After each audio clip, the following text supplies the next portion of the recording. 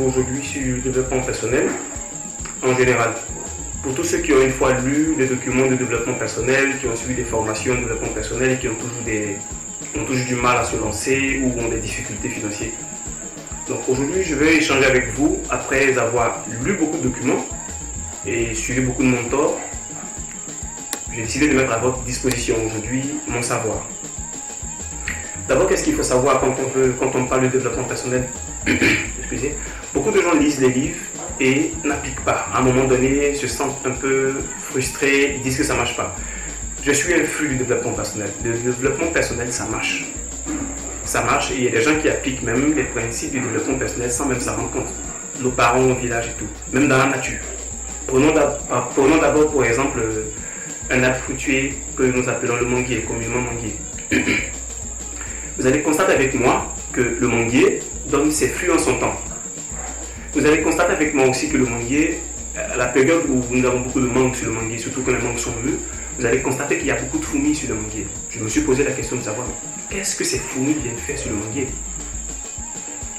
Après maintes réflexions, je me suis rendu compte que ces fourmis viennent, non seulement il y a le parfum que le manguier dégage qui attire ces fourmis, le sucre que les mangues produisent qui attire les fourmis, mais ces fourmis ne mangent pas les mangues.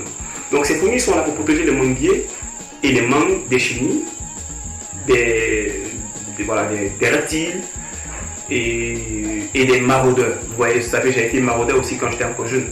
Donc, quand je regarde, quand j'observe, vous allez constater qu'il y a une certaine forme de partenariat entre l'arbre fruitier et les fourmis.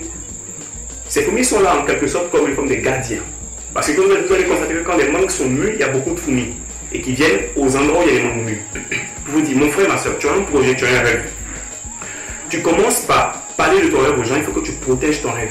Si dans la nature elle-même, le manguier a décidé d'activer un système de protection, un partenariat entre elle et les fourmis, tu peux te servir de cette sagesse pour toi aussi à un moment donné protéger tes rêves, protéger tes projets, ton projet de voyage, ton projet de mariage, ton projet de vente de quelque chose et tout. À un certain moment donné, tu peux essayer de protéger ton rêve. Donc ça, c'est la première remarque que nous pourrons tirer du développement personnel que la nature nous donne, cet enseignement. Le deuxième enseignement, c'est, toujours parlant du développement personnel, nous allons prendre exemple sur le bananier. Vous allez constater que le bananier,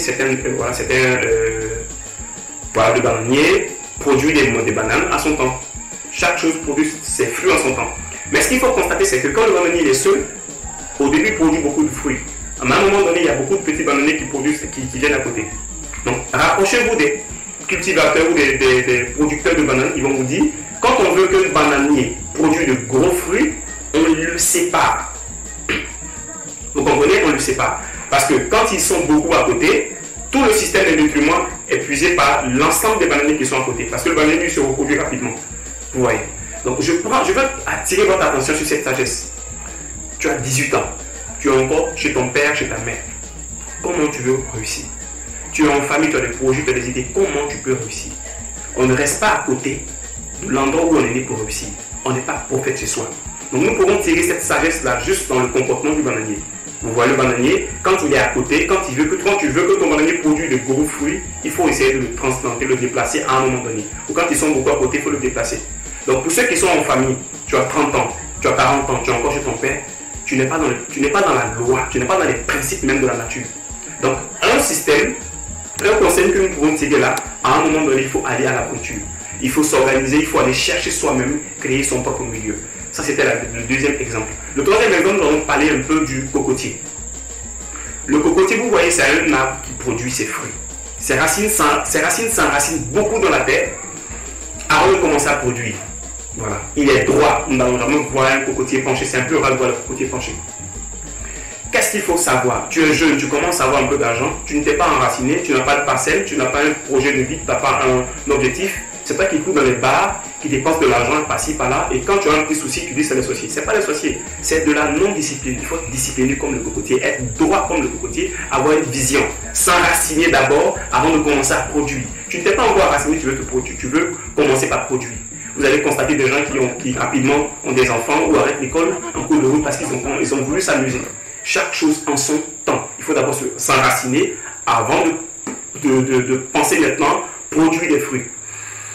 Qu'est-ce qu'il faut tirer encore comme sagesse du comportement du cocotier ou de tous les autres arbres? Aucun arbre, voilà, dans la nature, de par ses racines, n'envoie des nutriments à un autre arbre. Sa racine, à chaque arbre sa racine. Et à chaque racine, son nutriment. Et ces nutriments qui sont tirés par les racines des arbres sont directement envoyés vers le haut pour que ces arbres puissent produire. Mon frère, toi, tu ne penses pas encore à ta vie, tu n'es pas encore enraciné, tu veux aider les gens. C'est contre nature. Observons la nature, nous avons beaucoup de sagesse dans la nature. À travers juste le simple fait d'observer la nature, vous pouvez tirer des informations qui peuvent vous être profitables demain dans votre vie. Donc c'était coach Gaël Chine.